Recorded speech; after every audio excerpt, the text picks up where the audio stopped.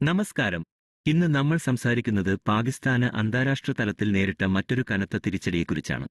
കുറച്ചുനാൾ മുൻപ് ന്യൂയോർക്കിലെ ടൈംസ് സ്ക്വയറിൽ സംഭവിച്ചതിനേക്കാൾ വലിയ നാണക്കേടാണ് ഇത്തവണ പാകിസ്ഥാന്റെ ഔദ്യോഗിക പ്രതിനിധി സംഘത്തിന് അമേരിക്കയിൽ നേരിടേണ്ടി വന്നത്.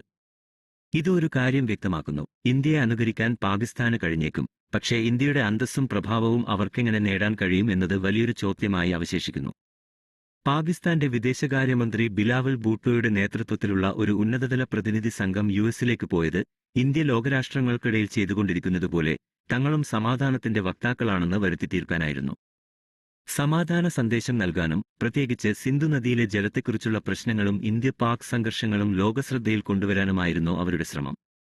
എന്നാൽ യുഎസ് പ്രതിനിധി സംഘം അവരെ നിശിതമായി വിമർശിക്കുകയായിരുന്നു.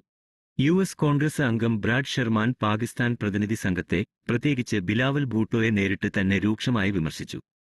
അദ്ദേഹത്തിന്റെ വാക്കുകൾ പാകിസ്ഥാന് വലിയ പ്രഹരമായി. ഷെർമാൻ പറഞ്ഞു, നിങ്ങൾ പാകിസ്ഥാനിൽ നിന്ന് ഒരു സമാധാന ദൗത്യവുമായി വരുന്നതിൽ സന്തോഷമുണ്ട്. പക്ഷേ നിങ്ങൾക്ക് ഒരു കാര്യം ശ്രദ്ധിക്കാനുണ്ട്. നിങ്ങളുടെ രാജ്യത്ത് ജെയ്ഷ് ഇ മുഹമ്മദ്, ലഷ്കർ ഇ ത്വയ്ബ പോലുള്ള ഭീകര സംഘടനകൾ ഇപ്പോഴും സ്വതന്ത്രമായി പ്രവർത്തിക്കുന്നുണ്ട്. അവയെ ആദ്യം ഇല്ലാതാക്കുക. ഷെർമാൻ അവിടെ വെച്ച് നിർത്തിയില്ല. അദ്ദേഹം തുടർന്നു, ഈ ഭീകരതയുടെ വ്യവസായം അവസാനിപ്പിച്ചതിനു ശേഷം മാത്രമേ നിങ്ങൾക്ക് സമാധാന ദൗത്യങ്ങളുമായി മുന്നോട്ടു വരാൻ അർഹതയുള്ളൂ. ഞാൻ നൽകുന്ന ശക്തമായ ഉപദേശം ഇതാണ്: നിങ്ങൾ ആദ്യം ജെയ്ഷ് ഇ മുഹമ്മദ്, ലഷ്കർ ഇ ത്വയ്ബ പോലുള്ള ഭീകര പ്രവർത്തനങ്ങൾ നിർത്തുക. അതിനുശേഷം നിങ്ങൾക്ക് നിങ്ങളുടെ പ്രതിനിധി സംഘവുമായി വരാം. ഇപ്പോൾ നിങ്ങൾക്ക് സമാധാനപരമായ സന്ദേശം നൽകാൻ കഴിയുന്ന അവസ്ഥയിലല്ല. ഷെർമാൻ താൻ ബിലാവൽ ഭൂട്ടോയോട് ഇക്കാര്യം വ്യക്തമായി പറഞ്ഞിട്ടുണ്ടെന്ന് തന്റെ ട്വിറ്റർ അക്കൗണ്ടിലൂടെയും ലോകത്തെ അറിയിച്ചു. ഇത് പാകിസ്ഥാന് അന്താരാഷ്ട്ര തലത്തിൽ വലിയ നാണക്കേടുണ്ടാക്കി.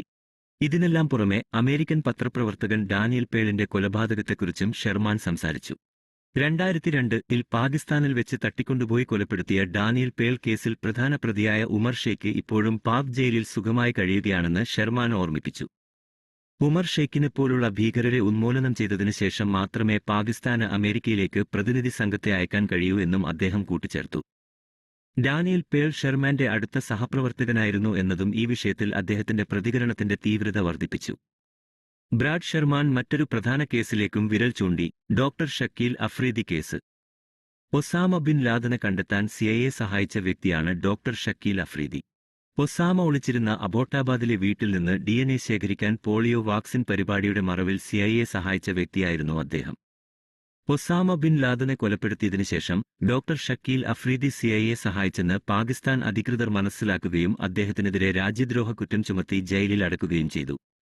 സിഐഎയും യുഎസ് ഭരണകൂടവും വലിയ സമ്മർദ്ദം ചെലുത്തിയിട്ടും അഫ്രീദിയെ മോചിപ്പിക്കാൻ പാകിസ്ഥാൻ തയ്യാറായില്ല. ഡോക്ടർ ഷക്കീൽ അഫ്രീദി ഇപ്പോഴും പാക് ജയിലിൽ കഴിയുകയാണ്. ഡോക്ടർ ഷക്കീൽ അഫ്രീദിയെപ്പോലുള്ളവരെ നിങ്ങൾ മോചിപ്പിക്കണം. ഒസാമയെ വധിക്കാൻ സഹായിച്ച ഒരാളെ പാകിസ്ഥാൻ ജയിലിൽ അടക്കുന്നത് എന്ത് ജനാധിപത്യമാണെന്ന് ഷെർമാൻ ചോദിച്ചു. ഈ ആരോപണങ്ങൾക്കൊന്നിനും ബിലാവൽ ഭൂട്ടോയ്ക്ക് ഒരു മറുപടിയുമില്ലായിരുന്നു. ഈ സംഭവം അന്താരാഷ്ട്ര മാധ്യമങ്ങളിൽ പാകിസ്ഥാന് വലിയ നാണക്കേടുണ്ടാക്കി. ലോകത്തിന്റെ വിവിധ ഭാഗങ്ങളിൽ പാകിസ്ഥാന് സമാനമായ അനുഭവങ്ങൾ നേരിടേണ്ടി വരുന്നുണ്ട്. ഇത്തരം വാർത്തകളെക്കുറിച്ചുള്ള നിങ്ങളുടെ കാഴ്ചപ്പാടുകൾ എന്താണ്? താഴെ കമന്റ് ബോക്സിൽ രേഖപ്പെടുത്തുക. നന്ദി. നല്ലൊരു ദിവസം ആശംസിക്കുന്നു.